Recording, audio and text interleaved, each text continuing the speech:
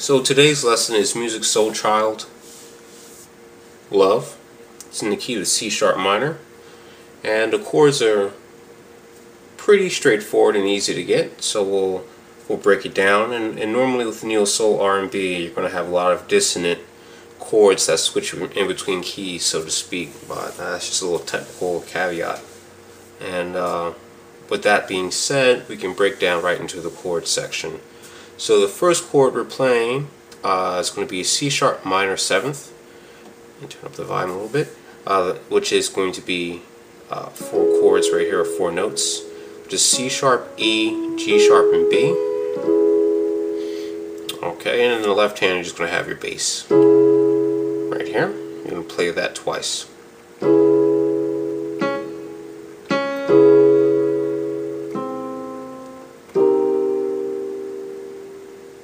And then you're going to go down to a C minor 7th, which is C, C, E flat, G, B flat. Okay. So once again, C sharp, C sharp, again, C minor 7th, then we're going to go down to B minor 7th, which is B, B, D, F sharp, A in the right hand. So from the top again, before we go any further, C sharp, C sharp, C, B. Alright, now we're going to go to an E9 chord, which is going to be simply adding a bass, an E bass in the right and the left hand. More of that dissonance that I've talked about earlier. You're not going to really hold this chord very long because you're going to go into the A major chord next, which is going to be an A bass, an E. So actually it's A 7th right here. My mistake.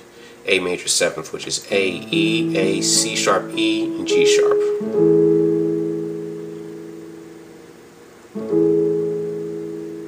Okay. And then we're going to go back to the beginning, just show you real quickly. C sharp, C minor, B minor, E9, A major 7th, twice, and then you're going to resolve on an E flat chord, or E, yes, the E flat chord.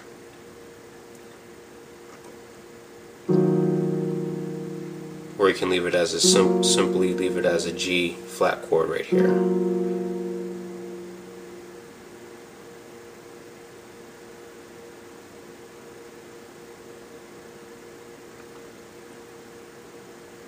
Okay, one more time.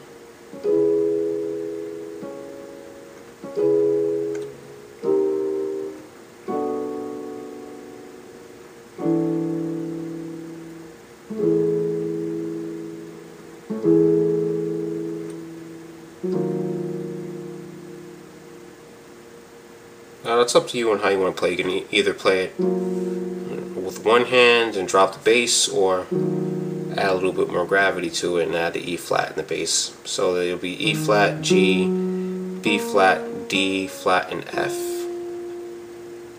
And the final chord, which is extreme dissonance, is going to be a G sharp chord, G sharp 11, or A flat if you want to think of it that way, which is going to be, you can just drop down you can have an octave of G sharp, or you can play the G sharp in the bass. But regardless, it's going to be G sharp, C, E, A flat, or G sharp and B. Once again.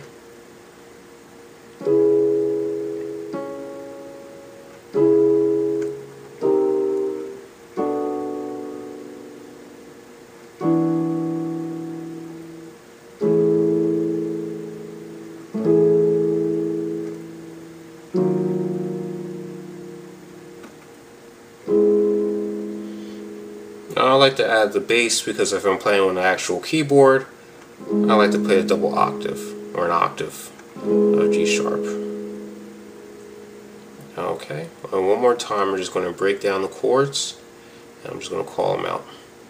C sharp, C sharp, C minor, B, change up to E9,